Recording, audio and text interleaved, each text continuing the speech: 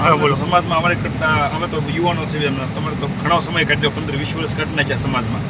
તો આજે 18 વર્ષનો ગણો કે જે યુવાનો આત્મહત્યા કરે છે, તમે એને શું સંદેશો દેવા માંગો છો?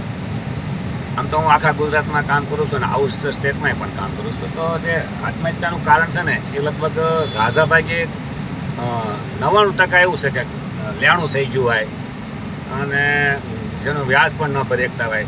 તો આવી બધી બાબતો હોય તો કોઈ લેણાના હિસાબે કોઈ આત્મહત્યા ન કરતા હોય. જેનું પણ લેણું હોય, ગમે એટલો પાણીવાળો હોય, ગમે એટલો તાકાતવાળો હોય, અમારે આગળ આવી જજો એટલે તમને કોઈ તું નહીં કરે.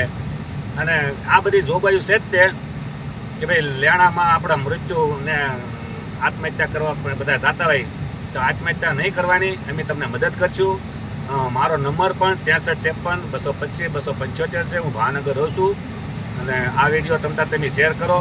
કોઈ પણને લેણું હોય તો અમારો સંપર્ક કરજો, અમે તમને મદદ કરશું. પણ આત્મહત્યા તો કરતા જ નહીં, કારણ કે લેણા દેવાવાળો મરવો જોઈએ, આપણે ભલે મરીએ. અને આત્મહત્યા વિકલ્પ નથી, કારણ કે આપણા મા બાપે આપણે 22 વર્ષના કર્યા હોય, 20 વર્ષના કર્યા હોય, અને તમે એ ડાયરેક્ટ નિર્ણય લઈ લો કાંઈ પણ એક ફેર તમે તમારા પરિવારનું, મા બાપનું વિચારો. કારણ કે જો તમે આ જે પગલું ભરો છો ને, એક તમારા પરિવાર ઉપર શું વીતે છે ને એ તમને પણ ન ખ્યાલ હોય. એટલે કોઈ આત્મહત્યા વિકલ્પ નથી. કહેવાનો મતલબ કે તમે જે કોઈ પણ અટવાતા હો તેનો કોઈ પણ પ્રોબ્લેમ હોય, તો પ્રશ્ન હોય તેનો જવાબ મળી રહે. અને ખાસ કરીને તે આ ભાજપા સરકાર વિજય મલ્યાના 9,000 કરોડની લોન માફ કરે છે, નીરવ મોદીની 11,400 કરોડની લોન માફ કરે છે, અદાણીની પણ 72,000 કરોડની લોન માફ કરે છે, અને ખાસ કરી રામદેવ બાડાની પણ 5,000 કરોડની લોન માફ કરે છે.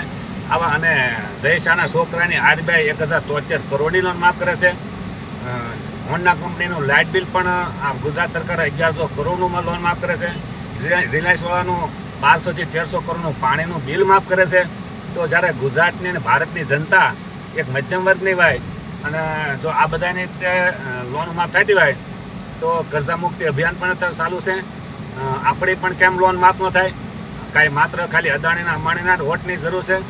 મત તો આપણા લોકો આગળ છે. તો આપણા મતથી આપણે સરકાર બનાવી, આપણું પણ લેણું માફ થાય. જય ભારત, જય સંવિધાન. કારણ કે આ તો ઘણા એવા લોકો છે કે મોબાઈલ બંધ થઈ જાય છે, એનો હપ્તો ન શું કહે તો ગાડી ઘરે લઈ જાય છે.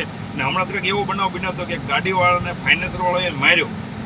પણ એક જ્યારે નાનો વ્યક્તિ એક હપ્તો ચૂકી જાય, એને હપ્તો 2,000-25,000-3,000 હોય, ત્યારે ઘણા એવા લોકો મેસેજ કરે કે તો લેવાય જ નહીં ને લોન, તમારથી પોગીએ કે એમ ન હોય. પણ એની પરિસ્થિતિ એવી હોય એટલા માટે હપ્તો ચૂકી ગયો હોય છે. કારણ કે નાનો માણસ કોઈ દિવસ આવું કરતો નથી. પણ મોટા લોકોને કેટલી લોન માફ થઈ જાય છે એ આજે ધરમજીભાઈ જણાવ્યું.